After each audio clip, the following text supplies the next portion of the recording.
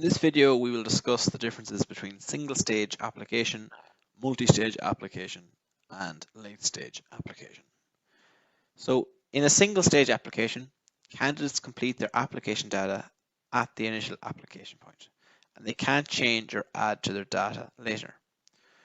This means that the candidate completes all the data at one single point in time. They view the job requisition on the career site, they click apply, they complete their application form, filling in all their details, and they hit submit. In a single stage application, the candidate will never be asked to go back and edit any of their fields or change any data. It happens at a single point in time. In contrast to this, we also have multi-stage application.